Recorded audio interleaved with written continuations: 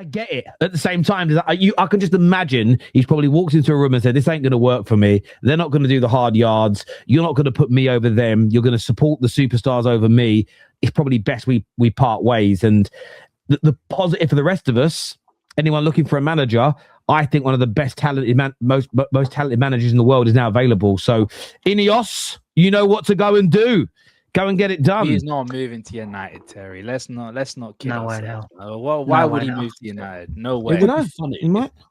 If Liverpool are sniffing around, I'm sorry, Terry, that we are just the more attractive prospects.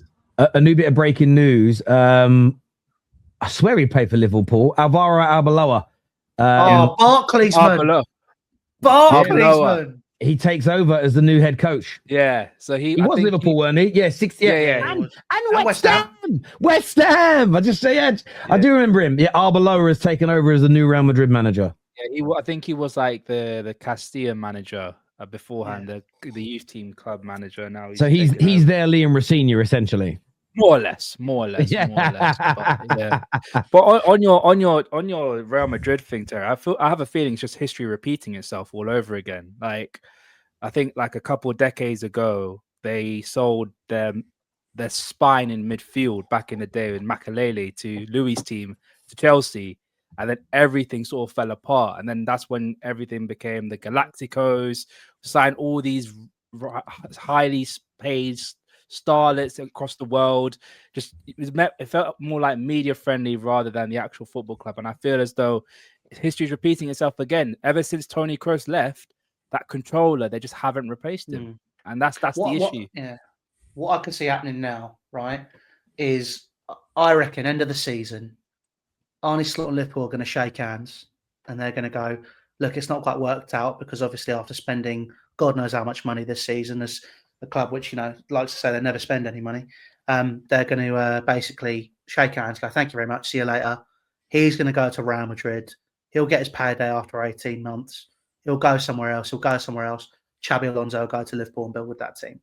I can see that happening. Arne Slot is going to be that manager, which is, if you're a big club and you want to win something quick, go there, get the trophies, leave at the end of your contract, get the payday. I think that's what's going to happen now. And there are also rumors about a little bit of grumblings between Arne Slot and the board. Like a lot of the news is that Arne Slot and the board are not sort of seeing eye to eye at the moment, but they're still going to they still don't want to do anything rash at this moment, according to sources. So it's going to be an interesting couple of months. It's going to be very interesting. I'm looking forward to it. I mean, we could get a situation where, I don't know, if Bayern Munich only win the league this year, Company leaves and he goes to Bayern Munich for next season. Yeah. I think that's so worth it, because let's be honest, if it's a default for Bayern Munich to win the league now, it has to be they need to be winning either multiple trophies or that Champions League. So I could maybe see him go. Yeah. PSG isn't he leaving at the end of the season? So maybe PSG. I thought he had one more year on his contract. Has he got one more year? Okay, but I think let me check. Maybe Bayern as well. But there's a lot of managerial positions at the moment, especially after the World Cup. There's going to be even more managers on the market potentially. Yeah, exactly. Which is why, and I'm not, I'm a big fan of Alonso. I don't care that he's been sacked by Real Madrid. I think they've made a catastrophic mistake. But I will just say, do we all believe that history can repeat itself? Yes. Okay. Mm-hmm. The reason why I bring that up is because Man United, some will say our greatest ever manager, a certain generation. He's definitely in our top two ever, Sir Matt Busby. You all know he was a Liverpool legend as a player, right? I did not know. Loosely called legend, yes. Yeah. He also, this is the funniest bit, he played 204 games for Man City and then 229 games for City and then 122 games for Liverpool, and then became Man United's greatest ever manager, Sir Matt Busby. So I'm only throwing it out there. Legend is a bit. Yeah, I'm probably stretching it a bit, but I'm having a bit of fun here, right? But no, I don't think we'll get him, but I would like to. But it is also, as much as I don't trust Ineos, and I'm very upset with how my club is right now, we are doing the right thing by not appointing a head coach right now, because you don't want to. Have you boys, when you were younger, you might have done this? You ever got a little bit of money in your back pocket and your parents go, don't spend it all at once. I want to buy something now, mum. Don't waste it now. There might be something in a day, a week, and a month that you see that you really want. And what you're doing today is you're just buying for buying's sake. You don't listen. You demand it. You buy something that you barely play with, and then a new toy comes out or a new game comes out, or you see a pair of trainers that you want, and then your money's already gone. I don't want Man United to do that and go, right, let's rush now to make an appointment, and then there's 2 or 3 potential world-class coaches that we could maybe get in the summer, but you've already made your decision. And the reason why I say that is twice when we've hired managers post-Fergie, we missed out on Pep because we rushed. If we'd have, for instance, after Fergie, he had a year out. We should never have given a 6-year deal to Amorim. We actually should have just let Rene Mullenstein take over as caretaker for a year, then got Pep. We'd have just let the assistant managers run the club after Fergie left. We wouldn't have come 7th. We'd have had a much better year because there would have been continuity. So hindsight's lucrative, but it's going to be interesting. Viewers, let us know where you want. We're running a poll as well at the moment, which is options. Do you think Roma did wrong to sack Alonso? 53% say yes, it's a big mistake. 28% have said maybe, but the timing is harsh. 14% say no, the decision makes sense. And 5% have said no, the sacking is the right call. So only 5% of you think it's the absolute right thing to do. 70% win rate.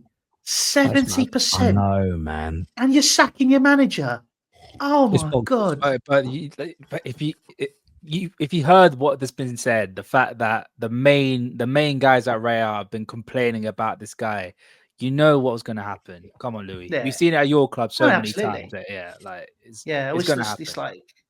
It's just I find it mental because obviously Arbeloa is going to be there for the rest of the season. Whether it's whoever goes in next, you can't have a new style manager. You just can't.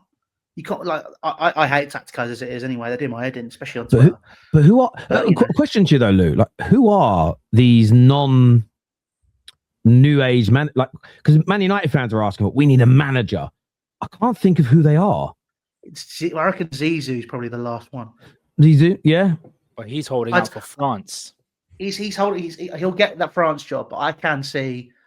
Put it this way: if Deschamps doesn't, well, I know he's leaving after the World Cup, isn't he? Yeah. So if they go after someone else, Zidane will go back to Real Madrid.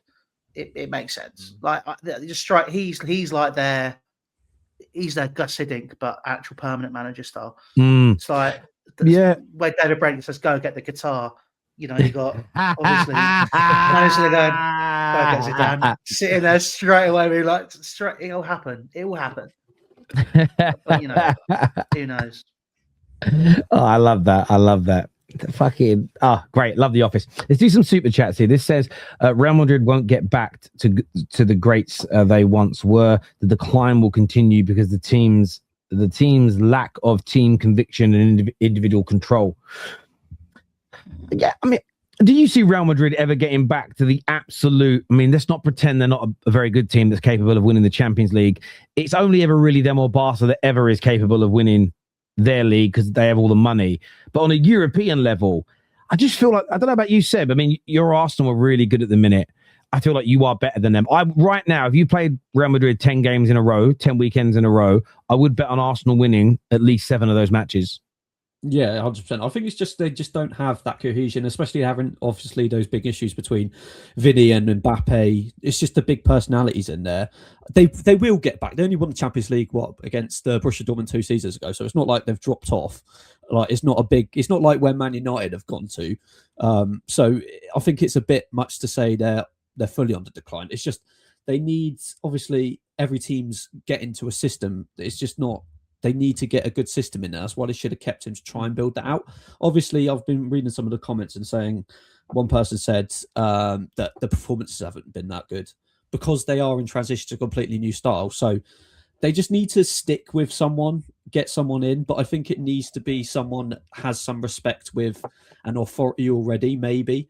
But I think saying that they're gone and they're not great anymore, then I think that's a bit too far, to be honest with you. They're always going to be one of the biggest teams and they're always going to finish at least top 3 in Spain. So yeah, I think, do you know what? This comment here says exactly, to say they've fallen off is pretty stupid, as much as me just dropping my pen in my tea. That was stupid. But Look, I think, Joel, no one is suggesting they've fallen like Man United, but let's not pretend.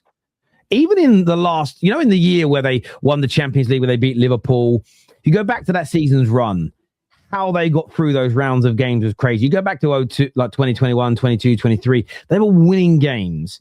And it was just by not luck, but they were nowhere near the better team in the majority of the games they played.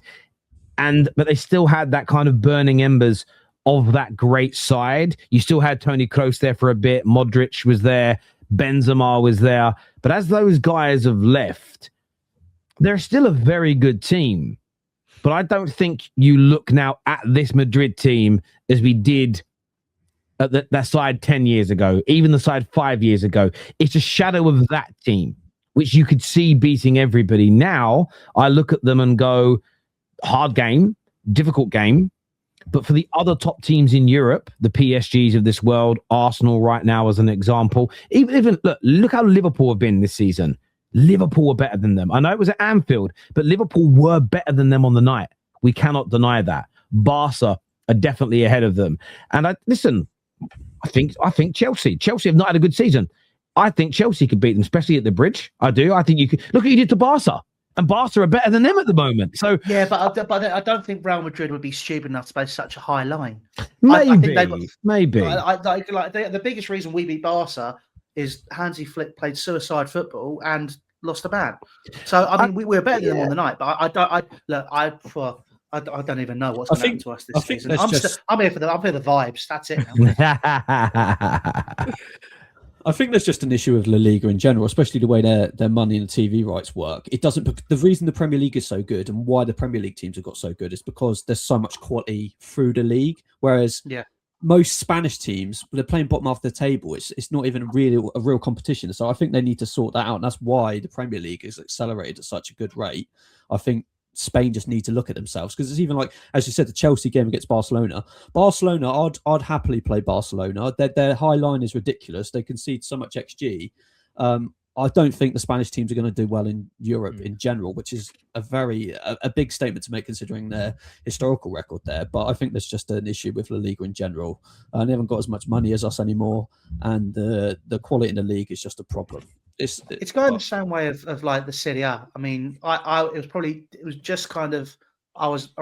if you boys were there, but obviously I was around for like the back end of it. Sort of like when it hits like 2010, 2011, it's still like these amazing players. See, Terry was, he's old enough to remember Football Italia. You think about the quality of players that were playing in Italy, and you look at Spain, it had the same sort of vibes. Even throughout the league, it is going to go the same way of Italian football. Because Italian football is, I don't think the top Italian sides, being very honest, are better than anyone who's sort of like Europa League level, maybe even Conference League level in the Premier League. And, I think that realistic, and that's across 38 games, by the way, that's not across one knockout game. But I think that realistically, Spain is that it's going to go that way, which hence why they're moving stuff out to Jeddah and other places. But it's going to be interesting how this kind of all develops, to be honest. No, I don't I don't disagree.